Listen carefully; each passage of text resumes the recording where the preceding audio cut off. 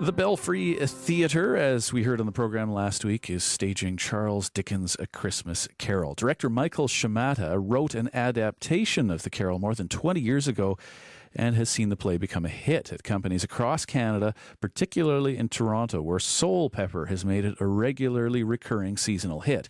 However, Shimada's treatment of the Christmas classic has never come to Victoria until now, and it's a memorable production that just opened at the Belfry last week. David Lenham reviews theatre for On the Island, and he is host of The Scene on Shaw Television, and he joined me in studio with more on this.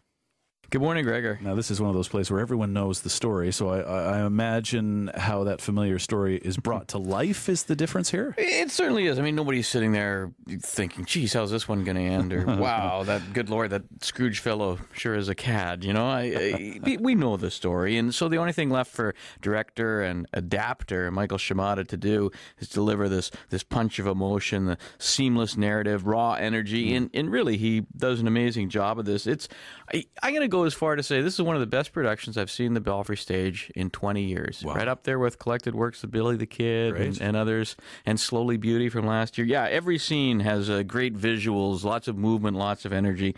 And the audience on Thursday's opening night responded in kind, leaping to their feet at the end, lots of hoots and cheers. Rare for a Victoria audience. Now, what touches does Michael Shimada make as director and, as you say, the writer of this adaptation that makes it worth seeing? You know, what he does is he elevates the Christmas Carol by injecting real emotion and real character.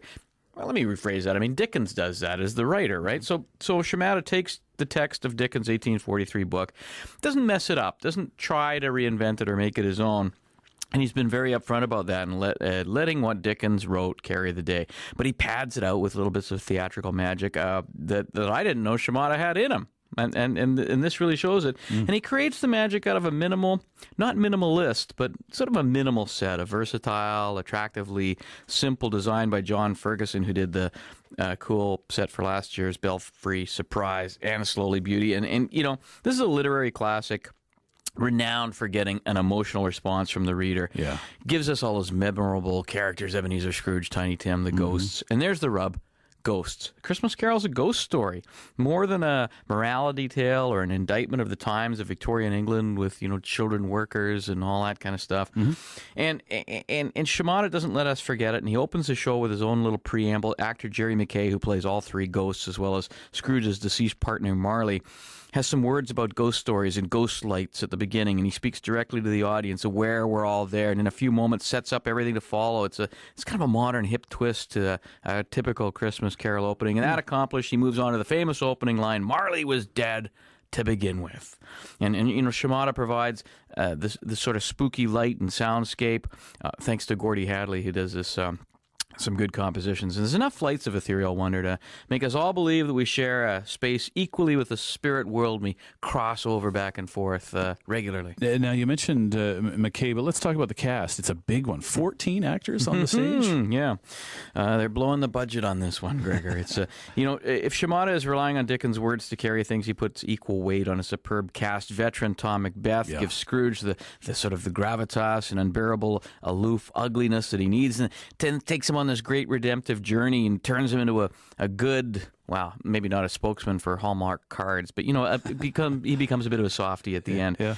And he keeps Scrooge deadly real and deadly serious and makes us feel his cold breath and his unbeating heart. And then we feel his terrible pain and his transition and then his unbridled joy. Macbeth, we'll be talking about his performance for a long time. But, you know, it's this great ensemble cast that pulls it off. Lots of locals, Amanda Lisbon, Celine Stubble, Jan Wood, Brian Linz, just to name a few. And then there's these captivating kids. And usually I hate kids in theater. I'm such a curmudgeon. But they're fantastic. Simeon Sanford Blades is the tiniest Tim ever. There's a brother and sister combo who have done a ton of shows for Kaleidoscope, Amisha and AJ Parikh Fries. And finally, 8-year-old Lily Cave will just take your breath away. There's nothing Spielberg-y about them. You're not going to go, oh, children. You'll go, wow, fantastic.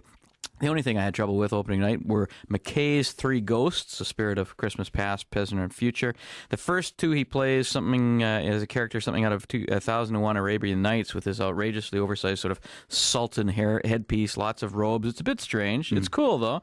The third is a macabre wraith who doesn't even speak. Right. He seemed a little unsure of himself on opening night, maybe trying to make all the ghosts different, but all vaguely similar at the same time, because they're all really Marley. It's a tall order, I think. Probably by now he's nailed it and gotten there. There's another cool element Shimada has added, and that's the inclusion of a pair of spirits, the sort of dancing spirits who drive the narrative and help move things and people and bits of set around. They're mischievous. They're zombie-like at the same time. They're dancers, Jessica Hickman and Daniel Fong. They don't get any lines, but watching them do their thing is like watching beautiful monologues. You know, David, it's good to hear you like something. Yeah. It's been a while. It sounds like you almost loved this one. I do. I was excited by everything I saw on stage. I'm going to go and see it twice. I didn't mention Nancy Bryant's costumes. I think I should. Great period stuff right out of the 19th century, especially the stuff from Mr. Fezziwig, played by Brian Lynn's, the dancing spirits, the ghosts. The stuff that stands out for me, though, Gregor, all these little moments, this sort of collection of stunning set pieces that do precisely what theater is supposed to do. They transport you. They make you care, laugh.